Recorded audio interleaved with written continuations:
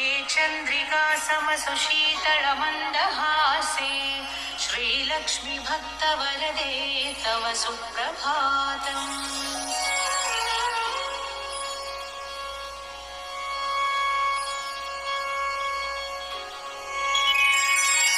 श्रीयादिलक्ष्मि सकलेप्सितदानदक्षे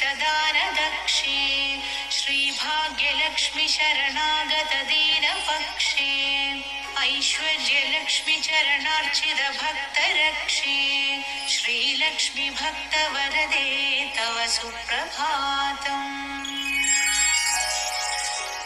श्रीयादिलक्ष्मि सकलेप्सितदानदक्षे